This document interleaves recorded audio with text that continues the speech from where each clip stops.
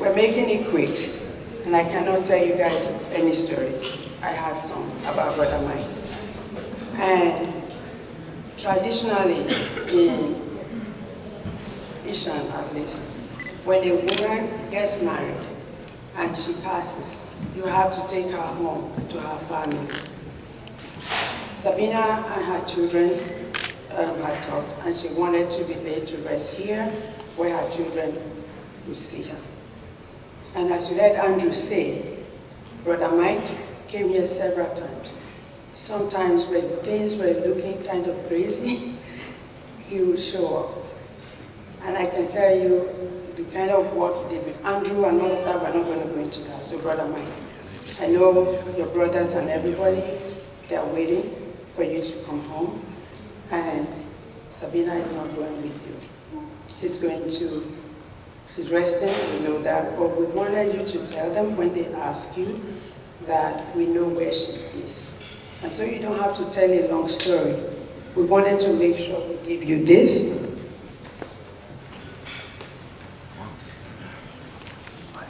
And it's a blanket, and all it says is, carry on wings to heaven.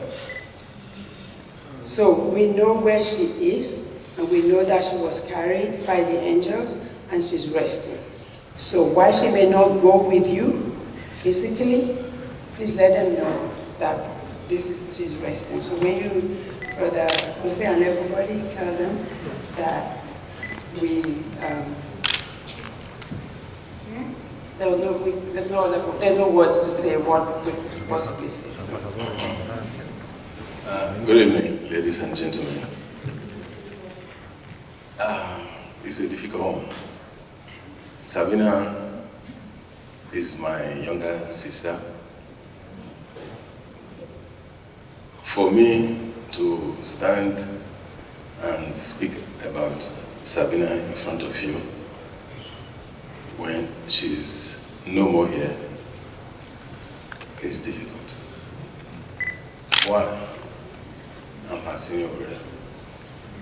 And if you ask me, my wish would have been that when I'm gone, Sabina will be standing in front of you with my children watching to talk about me.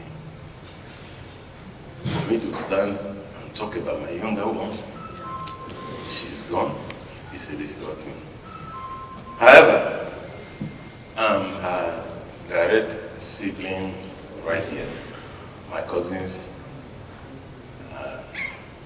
they are here as well. Now, I have 3 other brothers at home and 2 other sisters.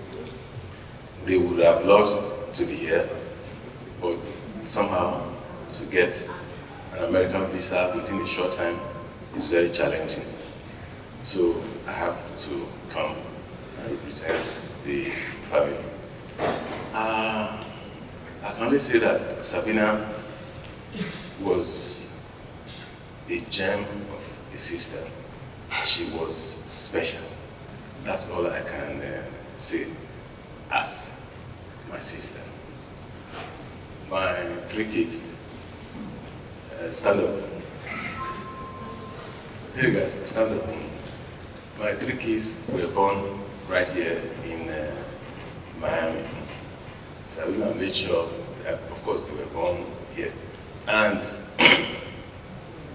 right from their birth to as big as they are now, the twins, they're 21 now. There's nothing that makes her happier than hearing what progress they are making. Every step they take, every move, she follows up. So she's a wonderful sister. My parents are no more, but I can tell you she was a wonderful daughter. Our cousins are here. If you give them the microphone, they can testify that she's a wonderful cousin. The husband has spoken. Of course, you know, she was a wonderful wife. Now, Sabina has done her bit, and she's gone. What I want to say is that it is not how long you live, it is how well you impact others. From the testimonies I've heard this evening, Sabina has impacted others. So we are very proud.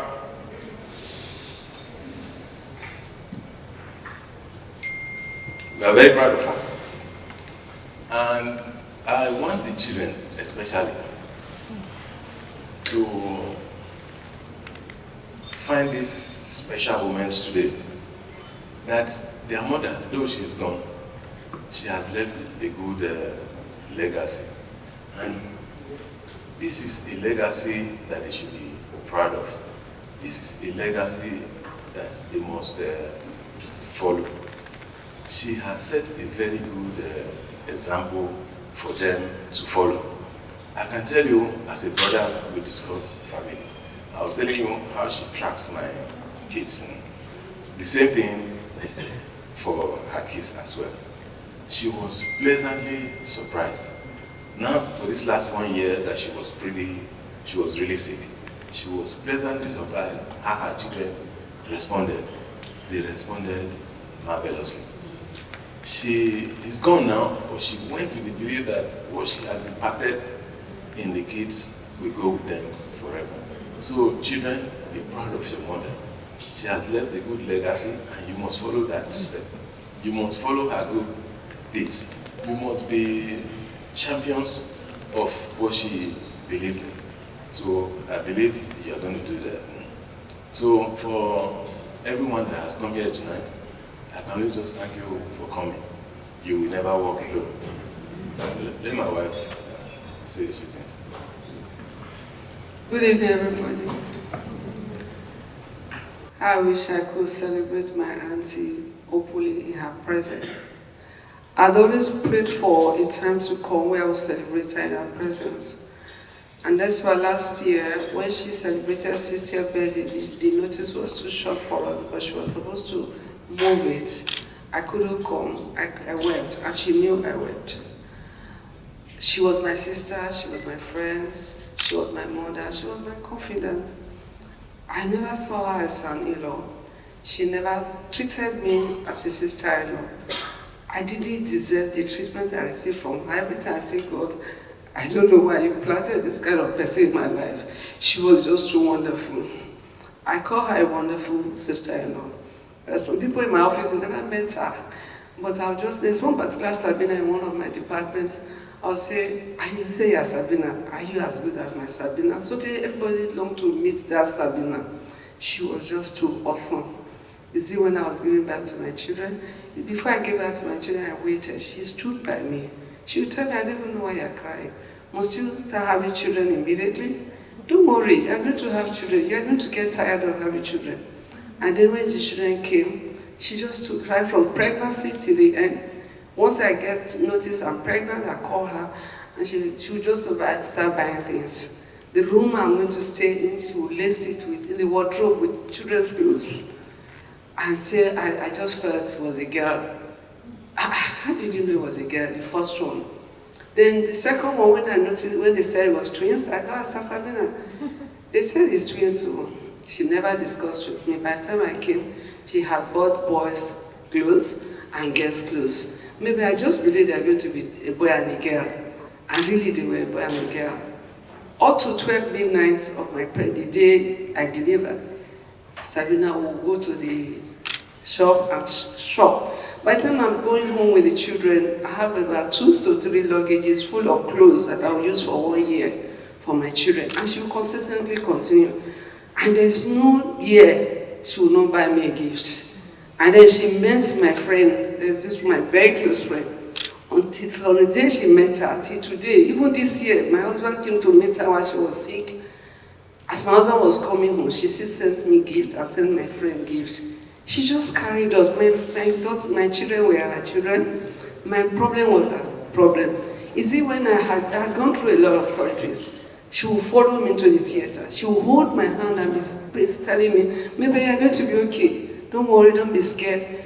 And the only one she couldn't enter, she stood with my husband outside.